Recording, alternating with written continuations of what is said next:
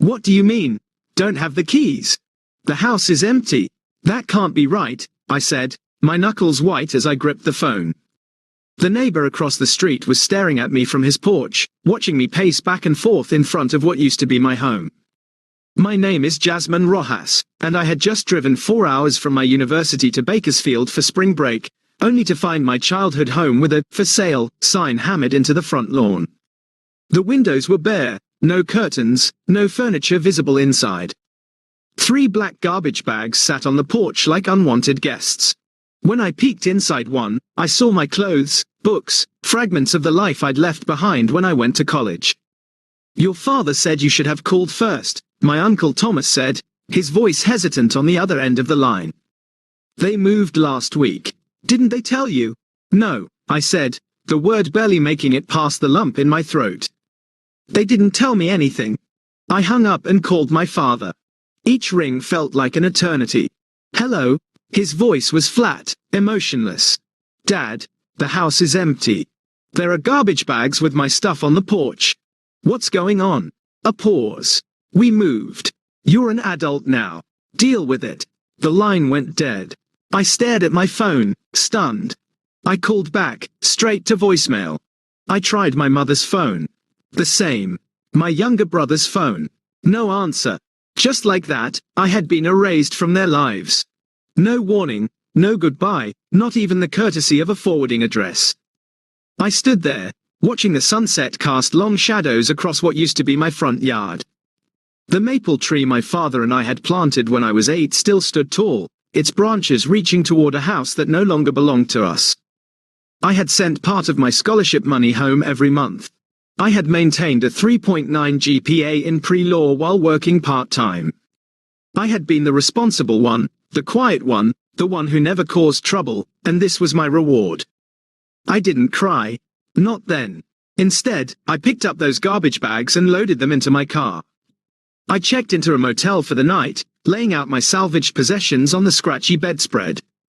A few textbooks, winter clothes I'd left behind, a broken picture frame with a photo of my family at the beach 3 summers ago. Everyone smiling, everyone a liar. That night, I made a decision. If they wanted to erase me, I would return the favor, cut all ties, and I would build something they could never take away from me. I grew up believing family meant unconditional support.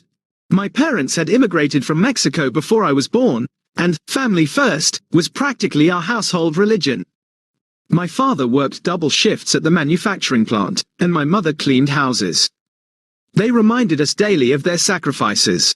"We came here with nothing so you could have everything," my father would say over dinner. "Education is your ticket." I took those words seriously. While other kids went to parties, I studied. When my high school friends got summer jobs at the mall, I interned at the local courthouse.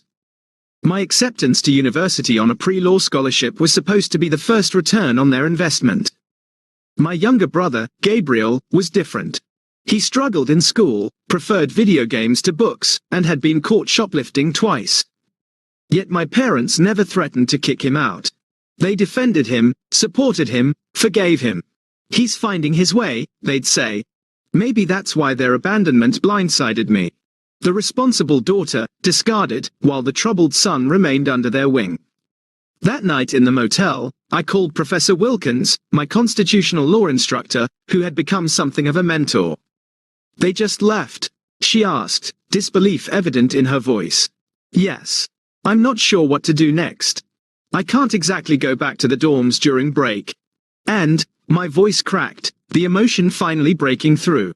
"Listen to me, Jasmine. Come stay with me until the dorms reopen. We'll figure this out together." Professor Wilkins lived alone in a Victorian house filled with books and 2 elderly cats. She gave me her guest room and a key. "No time limit," she said. "Focus on your studies." That spring break, instead of relaxing, I threw myself into research. Professor Wilkins had connected me with a summer legal internship at Riverton Law Partners, specializing in housing discrimination cases. The irony wasn't lost on me. "Channel it," Professor Wilkins advised over tea one evening. "The best advocacy comes from personal experience." I nodded, thinking about the family photos I'd found crumpled at the bottom of one garbage bag. "My Quinceanera," high school graduation, all the milestones my parents had celebrated, only to discard the evidence like trash.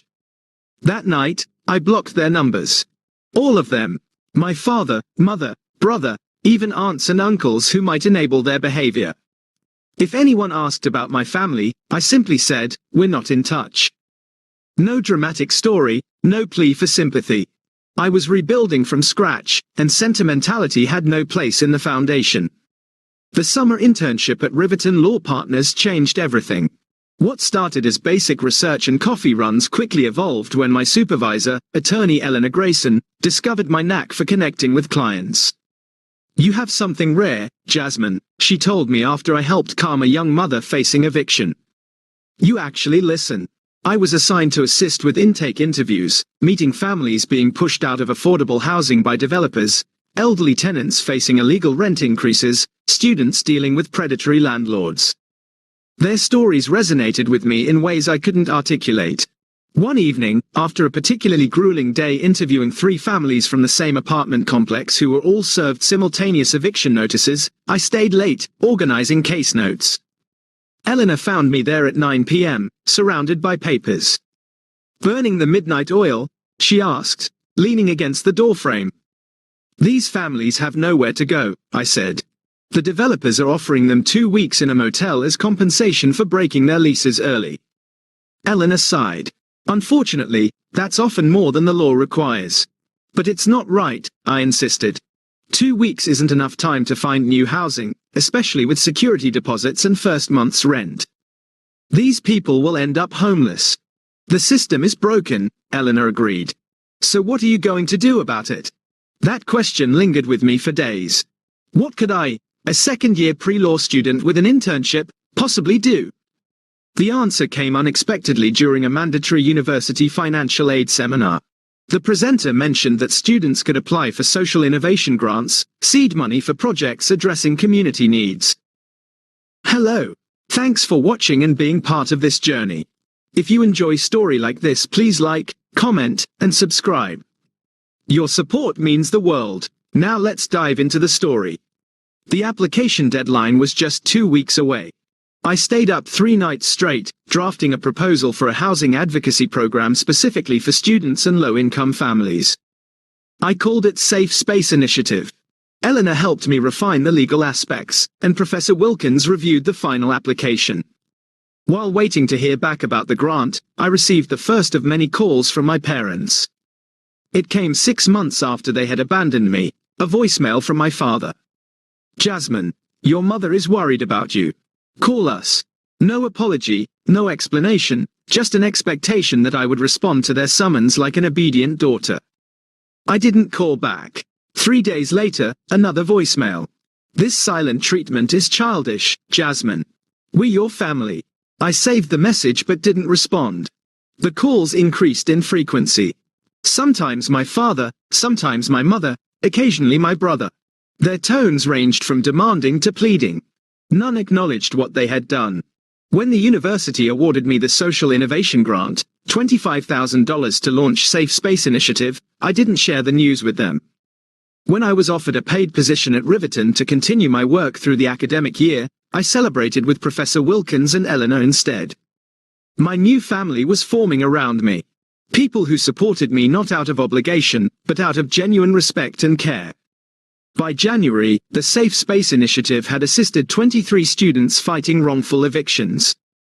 We operated out of a converted storage room at Riverton Law Partners, with 2 volunteer paralegals and a rotating schedule of law students earning clinical hours. Most days, I rushed from classes to the office, spending evenings reviewing cases and refining our approach. The work was exhausting but fulfilling. Each family that maintained housing, each student who avoided homelessness, felt like a personal victory.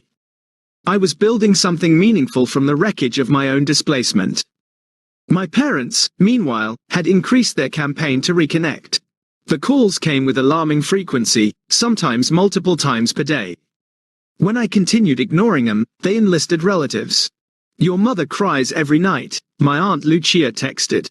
"Whatever they did, can't you forgive them?" I didn't respond to these messages either. Forgiveness required acknowledgement, and they had yet to admit any wrongdoing. One Tuesday afternoon in February, I was counseling a sophomore named Devon, who had returned from winter break to find his landlord had rented his room to someone else despite his paid-up lease. As we discussed his options, the office phone rang. Safe Space Initiative. This is Jasmine, I answered, gesturing apologetically to Devon. Jasmine, is that you? It was my mother's voice. My stomach dropped. How did you get this number? It's on your website, she said. Why haven't you returned our calls? We've been worried sick. Devon shifted uncomfortably in his chair. I covered the mouthpiece. I'm sorry, I need to handle this. Would you mind waiting outside for a moment? After he left, I uncovered the phone. This is my workplace. Please don't call here again. We're your parents, my mother said, her voice breaking. We have the right. You lost that right, I interrupted. When you put my belongings in garbage bags and sold our house without telling me. I'm not doing this now. Your father made a mistake, she pleaded. We had financial troubles. The house was being foreclosed on. We were embarrassed. For a moment, I felt a crack in my resolve. Financial troubles? Foreclosure? They had never mentioned money problems. If you were in trouble, you could have told me, I said, my voice softer. I would have helped. I was already sending money home. Your father wouldn't allow it, she said. His pride. You know how he is. I did know. My father's pride was a force of nature, shaping our family dynamics since childhood. But pride didn't justify what they'd done. I need to get back to work, I said firmly. Please respect my boundaries. I hung up before she could respond, hands trembling slightly as I placed the receiver down. The brief conversation had unearthed feelings I thought I'd successfully buried. Anger, certainly, but also a lingering sense of responsibility toward them. Later that evening, Eleanor found me still at my desk, staring at Safe Space's call log. Everything okay? You seem distracted, she said, perching on the edge of my desk. I hesitated, then told her about the call. Part of me wants to believe they had a good reason, I admitted. It wasn't just cruelty. Eleanor considered this. People rarely act from pure cruelty, Jasmine. But reasons and excuses aren't the same thing. Whatever financial troubles they had, they chose to handle it by abandoning you without warning. She was right. And yet, my mother's explanation had planted a seed of doubt. What if there was more to the story? What if they had been desperate? The next day, against my better judgment, I did something I'd resisted for months. I searched for my family online. What I found shattered any emerging sympathy. A cheerful Facebook post from my mother, dated just 3 weeks after they'd moved, showing her, my father, and Gabriel smiling in front of a new house. The caption read, New beginnings. So blessed. There had been no financial crisis. There had been no foreclosure. There had just been a decision to leave me behind. The unanswered calls accumulated like falling snow. 120, 150, 200. My parents' voicemails evolved from demanding to pleading, occasionally peppered with information about their new lives, as if we were having a normal, ongoing conversation instead of a one-sided bombardment. Gabriel got accepted to community college, my mother reported in late March. He's studying computer programming. You always said he was smart. The neighbors brought us tamales, my father announced in April. Not as good as your mother's, but they're trying to be welcoming. These casual updates infuriated me more than their earlier demands. They were living their lives, forming new community connections, celebrating milestones, all while I was still processing the trauma of their abandonment. Meanwhile, Safe Space Initiative was gaining attention. A local news station ran a feature on our work, interviewing several students we'd helped. The university newspaper followed with a profile, highlighting my innovative approach to housing justice. These small spotlights increased our caseload dramatically. We need more resources, I told Eleanor one afternoon, gesturing at our overflowing intake folders. More volunteers, more space, funding. I might have a solution, she replied. The Watkins Foundation is accepting proposals for their annual social justice grants. The award is substantial enough to hire staff and rent proper offices. The application process was grueling. I spent weeks drafting and redrafting our proposal, gathering testimonials from clients, and compiling data on housing insecurity among students. The final document ran to 47 pages, detailing Safe Space's mission, methodology, and measurable impacts. 2 days after submission, I received a call from an unfamiliar number with my hometown's area code. "Hello," I answered cautiously. "Jasmine, it's Mrs. Hernandez from next door. Our former neighbor. I hadn't spoken to her since the day I found the house empty." "I hope it's okay that I called," she continued. "Your brother gave me your number. He said you might not answer if you saw their names on caller ID." My defenses rose immediately. "If this is about reconnecting with my parents, no," she interrupted. "Well, not directly. It's about the house. Your old house. Someone broke in last night. The police think they were looking for valuables. But of course, the place is empty. Your father asked me to check if perhaps you had come back for something. He didn't want to report a break-in if it was just you." I nearly laughed at the absurdity. "I haven't been back since that day, Mrs. Hernandez. Besides, I don't have keys anymore." "That's what I told him," she sighed. "But there's something else. The intruder left something behind. An envelope with your name on it. The police gave it to me since I'm watching the property." My heart skipped. "What does it say?" "I haven't opened it," she said. "It's addressed to you, but it looks official. There's a law firm's name on it. Official mail at my old address. No one should be sending me legal documents there. I'd updated my address months ago." "Can you open it?" I asked. "Just tell me what it says." I heard paper tearing, then silence. "Mrs. Hernandez, it's about your grandmother's estate," she said finally. "Your maternal grandmother in Mexico. My grandmother had died when I was 13. I barely remembered her. What about her estate?" "It says you've inherited property in Oaxaca," Mrs. Hernandez read slowly. "And there's a bank statement, Jasmine. It shows a balance of over $400,000. My mind reeled. That can't be right.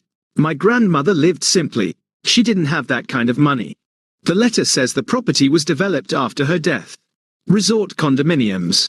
Your portion is the proceeds from the sale of 2 units. I grabbed a pen, scribbling as Mrs. Hernandez dictated the law firm's contact information. My hand shook as I processed the implications. "Does it say when this inheritance became available?" Mrs. Hernandez paused, paper shuffling. "Yes. It was finalized last March. Last March. 1 month before my parents abandoned me. The timing couldn't be coincidence. They had known about my inheritance, and they had left me behind anyway." The Watkins Foundation called while I was still processing the inheritance bombshell. We'd been selected as finalists for the grant and needed to prepare a presentation for their board. Under normal circumstances, this would have been cause for celebration. The foundation's backing would transform Safe Space from a scrappy student initiative into a legitimate nonprofit. But I was distracted, my thoughts circling back to my grandmother's unexpected legacy. After consulting with Eleanor, I contacted the Mexican law firm handling the estate. They confirmed everything. The inheritance was legitimate. The money, mine. And, most tellingly, notification had been sent to my parents as legal guardians over a year ago, when I was still 19. "They kept this from me," I told Professor Wilkins during one of our regular dinners. "They knew I had this inheritance coming, and still put my stuff in garbage bags." She set down her fork. "Have you considered why?" "Money," I said bitterly. "They probably thought they deserved it more than I did." "Perhaps," she conceded. "But hiding an inheritance is difficult. You would have found out eventually. Maybe they were planning to tell you on their terms, to make you grateful, dependent." I pushed my plate away, appetite gone. Or maybe they never planned to tell me at all. The inheritance funds were transferred to my account 3 days before the Watkins Foundation presentation. I hadn't decided what to do with the money, but its presence offered a strange security. For the first time since finding my childhood home empty, I felt financially untethered from my past. The Watkins presentation was scheduled for a Saturday afternoon in May. I arrived at the Foundation's downtown offices an hour early, reviewing my notes in the sleek waiting area. Our proposal requested $300,000 over 3 years to expand Safe Spaces services beyond the university to the broader community. Eleanor arrived 20 minutes before the scheduled time, impeccable in a charcoal suit. "Ready?" she asked, sitting beside me. As I'll ever be, I replied, straightening my own carefully selected blazer. Navy blue, professional but not intimidating. The board can seem formal, she warned, but they care about impact. Focus on the human stories. How safe space changes lives. We were escorted into a boardroom where 8 people sat around a polished table. I recognized several from my research: local business leaders, philanthropists, a former judge. The Foundation's director, William Watkins himself, rose to greet us. Ms. Rojas, Ms. Grayson, welcome, he said, gesturing toward the presentation area. We've been impressed by your written proposal. Show us why safe space deserves our support. I connected my laptop to their projector and began. The presentation outlined Safe Space's journey from student project to community resource, highlighting key cases and systemic impacts. Eleanor chimed in with legal context, explaining how our model filled gaps in existing services. 20 minutes in, as I was describing our vision for expansion, the boardroom door opened. A Foundation assistant whispered something to Mr. Watkins, who nodded. I apologize for the interruption, Mr. Watkins said. Ms. Rojas, there are some people here claiming to be your family. They're quite insistent on speaking with you. My heart stopped. My family? They say it's urgent, he added, looking uncomfortable. We can ask them to wait until we've finished. Eleanor touched my arm supportively. Your call, Jasmine. I took a steadying breath. After months of unanswered calls, my parents had tracked me down to perhaps the most important professional moment of my young career. The timing couldn't be worse, or more telling. Please tell them I'll speak with them after the presentation, I said, my voice remarkably steady. This is too important to interrupt. Mr. Watkins nodded approvingly, and the assistant left to deliver my message. I turned back to the presentation, but inside, my mind was racing. What could possibly be so urgent after nearly a year of silence? I finished the presentation on autopilot, my voice professional despite the emotional turbulence beneath. The board asked insightful questions, which I answered thoroughly, determined not to let my personal drama affect this opportunity. When they finally thanked us and promised a decision within 2 weeks, I felt hollow rather than hopeful. You were excellent, Eleanor said as we gathered our materials, especially under the circumstances. Outside the boardroom, my parents and Gabriel waited in the reception area. My mother rose when she saw me, her face a complex mixture of emotions: hope, fear, determination. My father remained seated, his expression guarded. Gabriel hovered awkwardly between them, looking everywhere but at me. Jasmine, my mother began, stepping forward. We need to talk. Eleanor squeezed my shoulder. I'll give you privacy. Call me later. I nodded gratefully, then turned to my family. Why are you here? How did you even find me? We saw the newspaper article about your housing program, my mother explained. It mentioned the Watkins presentation today. We've been trying to reach you for months. I'm aware, I said coolly. 247 calls is hard to miss. My father finally stood. This has gone on long enough, Jasmine. You're being childish. A bitter laugh escaped me. Childish. I came home to find my belongings in garbage bags. You sold our house without telling me. You abandoned me. And I'm the childish one? We made a mistake, my mother said, her voice trembling. We want to make it right. Now you want to make it right? I asked. After a year? After I've rebuilt my entire life without you? Why now? Gabriel shifted uncomfortably. Just hear him out, Jazz. I know about the inheritance, he said flatly. Is that why you're suddenly interested in reconciliation? Because the money came through? My father's face darkened. You've always been so quick to judge. And you've always been so quick to discard, I countered. You knew about my grandmother's estate last March. You kept it from me, then threw me away. My mother's eyes widened. You know. I know everything, I confirmed. The question is, what do you want now? The Foundation's reception area wasn't the place for a family reckoning, so we relocated to a nearby coffee shop. I sat across from them, maintaining physical and emotional distance, as they attempted to explain the inexplicable. We were ashamed, my mother admitted, cradling her untouched coffee. The foreclosure. Your father lost his job, and I couldn't make enough cleaning houses. We couldn't tell you. So instead of asking for help, you abandoned me. I kept my voice low, controlled. We found out about your grandmother's money right after you left for spring semester, my father explained. The lawyers said you'd inherit when you turned 21.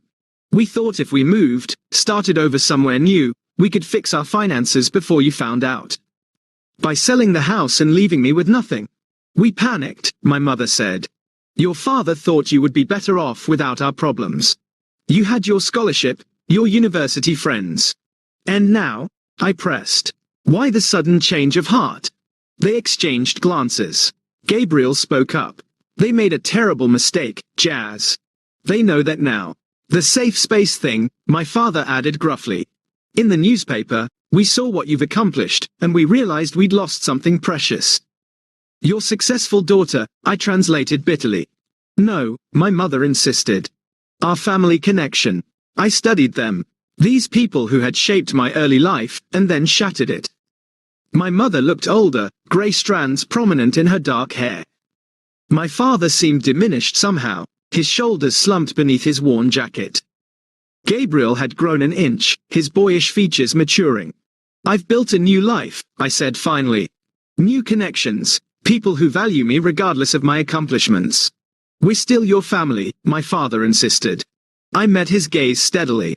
Family doesn't put your belongings in garbage bags. Rising from the table, I placed enough cash to cover all our drinks and prepared to leave. I don't need closure. I've moved forward. But if you truly want to make amends, start by respecting my boundaries. As I walked away, I felt something unexpected. Not satisfaction or vindication, but a quiet strength. I had faced my abandoners on my own terms and walked away whole. The next morning, the Watkins Foundation called. Safe Space Initiative had been awarded the full grant amount, with an additional $50,000 for operational expenses. That afternoon, a national news outlet contacted me about featuring Safe Space in a segment on innovative approaches to housing justice. When the story aired 2 weeks later, it reached millions of viewers, including, I later learned, my parents. They never called again. Sometimes, the family you build yourself becomes stronger than the one you were born into. And as I looked toward my future, I knew I would never again measure my worth through someone else's eyes.